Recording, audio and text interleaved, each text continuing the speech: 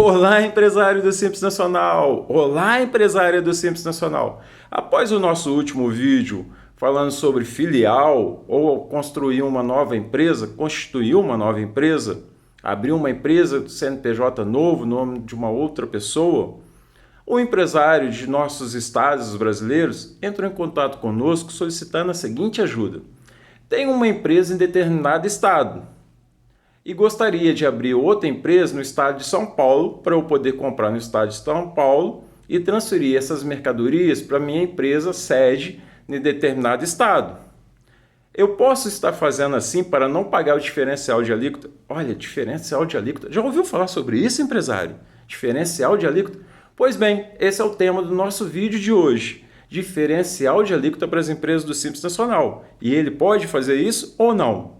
Vamos para mais um vídeo? O tema que iremos abordar hoje é bastante complexo. Por isso estudamos uma solução para tentá-lo reduzir a complexidade. Sendo assim, abordaremos somente o recolhimento de FAO, que é o diferencial de alíquota, na compra para revenda, não na venda, somente na compra, a entrada de mercadoria do seu fornecedor para sua empresa. Como que funciona o DIFAL? Aqui tem uma indústria ou um distribuidor. Essa indústria ou esse distribuidor está localizado no estado de São Paulo. A alíquota de ICMS no estado de São Paulo é 18%. A sua empresa, por sua vez, é um comércio varejista, está localizado no estado do Rio de Janeiro. A alíquota de ICMS é 22%. Percebe-se que a alíquota existe uma diferença entre as duas. Rio de Janeiro é 22% e São Paulo é 18%. Logo, há uma diferença de 4% nessa alíquota. Esses 4% é o que é chamado de diferencial de alíquota, porque o estado do Rio de Janeiro não quer deixar de receber essa diferença. Qual o objetivo do DIFAL? É a arrecadação. É o estado do Rio de Janeiro falando, olha, a minha alíquota é 22%, São Paulo é 18%. Então tem uma diferença de 4% e eu quero receber essa diferença de 4%. Outro objetivo é o protecionismo. Protecionismo é o quê? A indústria do estado do Rio de Janeiro. Como assim? O comerciante varejista do estado do Rio de Janeiro, ao complementar essa diferença de ICMS, às vezes não é compensador para ele comprar no estado de São Paulo ou outro estado brasileiro, mas sim fazer todas as suas compras para revenda dentro do próprio estado do Rio de Janeiro. Protege-se assim as indústrias localizadas dentro do estado do Rio de Janeiro. Qual é a base legal para a cobrança do DIFAL nas empresas do Simples Nacional? É a Lei Federal Complementar 123, a Lei do Simples Nacional.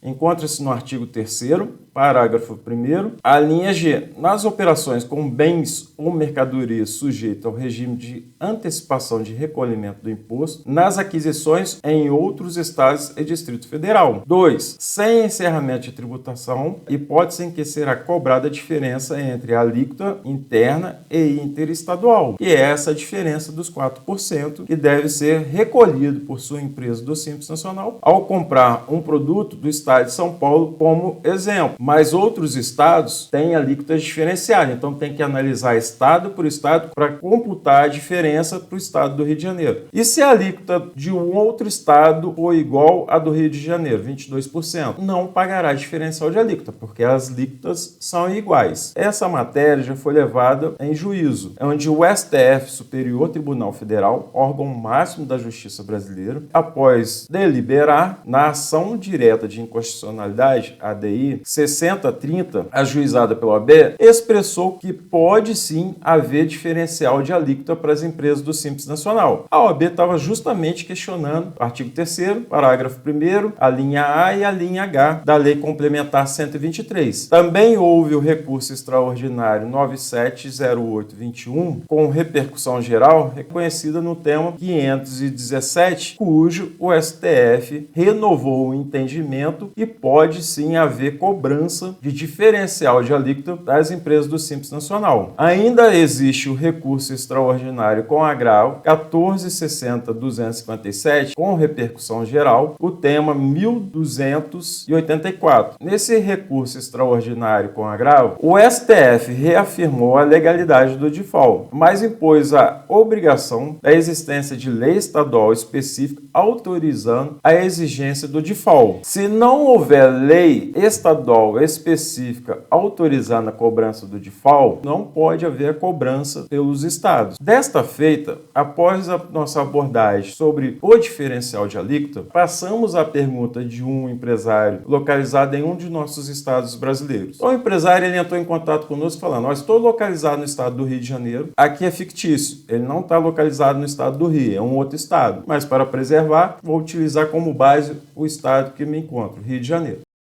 Compro de um fornecedor em São Paulo e pago o diferencial de alíquota. Ok, está correta essa operação. Porém, ele, com o intuito de diminuir a carga tributária, teve o seguinte entendimento após ver o nosso vídeo sobre filial ou constituir uma empresa nova. Deixamos no card. Abro uma empresa filial no estado de São Paulo. Sendo assim, ao comprar do meu fornecedor, vendendo para uma empresa minha no estado de São Paulo e depois eu faço a transferência para a minha empresa sediada no Rio de Janeiro. Essa foi a pergunta dele. Posso fazer isso? Vamos recapitular. Eu tenho uma empresa sediada no Rio de Janeiro que vende para o consumidor final. Tenho uma empresa filial que vende para o consumidor final. Essa empresa filial tem alguma coisa no estoque dela que eu necessito para a empresa sede. Então eu faço a transferência, setinha azul. Não pago imposto nessa movimentação. Também tem algum produto aqui na empresa sede que necessito na empresa filial. Então transfiro para a empresa filial. Não pago imposto, setinha verde. Todavia, a intenção exclusiva dele era de abrir uma empresa filial em São Paulo, por seu fornecedor estar localizado em São Paulo, fazer todas as compras na empresa filial em São Paulo e transferir essas mercadorias para a sua empresa sede, eliminando assim o diferencial de alíquota, porque as vendas dentro do estado não existe diferencial de alíquota. Somente existe diferencial de alíquota quando você compra de um fornecedor que está localizado em um determinado estado e você está em um outro estado. Desta feita, o que ele queria fazer? A filial serviria apenas para não pagar o DIFAL. Ele pode fazer isso? Pausa o vídeo, pergunta para si mesmo, pensa um pouquinho, ele pode fazer isso? Você, como empresário, poderia fazer isso? Todos querem diminuir a carga tributária. Você faria isso? Vejamos o que determina a legislação. Ao buscar informação na legislação do estado do Rio, é a Lei 2.657, de 26 de dezembro de 1996. É a lei que fundamenta o ICMS no estado do Rio de Janeiro. O artigo 40 vem trazendo as hipóteses de não incidência de ICMS. Diz o artigo 40: o imposto não incide sobre operação e prestação. Inciso 26. De entrada de bens ou ativos permanentes ou de material de uso ou consumo em relação à diferença entre alíquotas internas e interestadual, quando recebida em transferência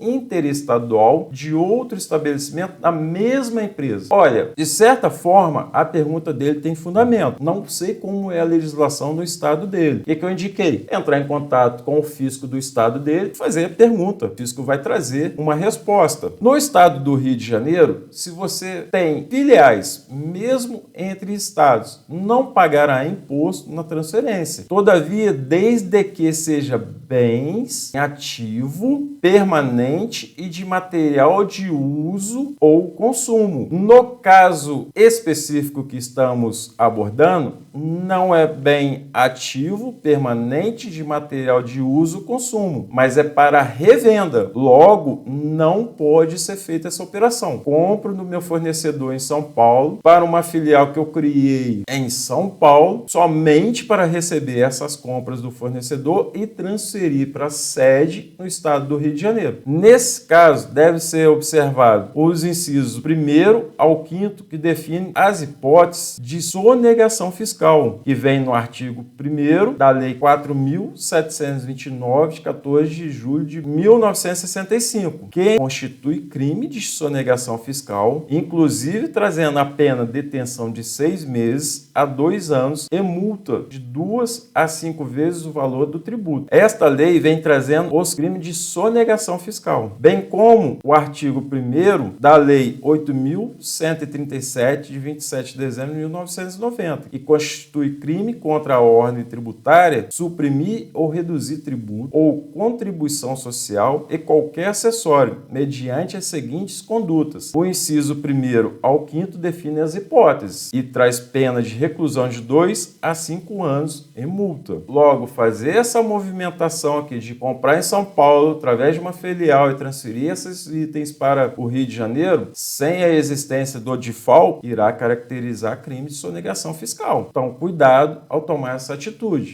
É simples de eu resolver isso. Alego que desconheço essa lei, então não posso sofrer nenhuma consequência. Isso é inverdade. Por quê? O Decreto-Lei 4.657, de 4 de setembro de 1942, que é a Lei de Introdução às Normas do Direito Brasileiro, um artigo 3º, é muitíssimo claro. Ninguém se excusa de cumprir a lei alegando que não a conhece. Logo, se alguém cometer algum crime e falar assim, eu desconheço a lei, com o objetivo de encobrir seu crime, ele não estará descoberto das penalidades impostas pela lei. E como que é feita a fiscalização do default? Em 2015, entrou em obrigação a DESTDA, que é a Declaração de Substituição Tributária, Diferencial de Alíquota e Antecipação, que foi destituída pelo ajuste CENIF número 12, em 4 de dezembro de 2015. Essa obrigação ela é enviada mensalmente para o fisco, informando se houve, naquele determinado mês, uma compra fora do estado, o recolhimento do diferencial de alíquota, se foi pago ou não, encerrando assim essa movimentação de um determinado mês. Inclusive, muitos empresários desconhecem essa obrigação diferencial de alíquota ou fazem de desconhecidos para não estar pagando diferencial de alíquota. Caminhando para o fim, ainda trazemos o projeto de lei 176 de 2019, que objetiva a exclusão da contribuição do default para os contribuintes inscritos no Simples Nacional. Então, em um futuro, as empresas do Simples Nacional estarão desobrigadas a fazer o recolhimento do default. Por fim, esperamos ter atingido o nosso objetivo, que falar de forma breve e sucinta de um tema muito complexo, que é o diferencial de alíquota, para que saiba os riscos de estar comprando um produto fora de um estado para dentro de outro estado, não estar recolhendo a diferença de alíquota. No mais, um forte abraço, felicidade a todos, sucesso a todos e um grande crescimento de forma sólida e constante.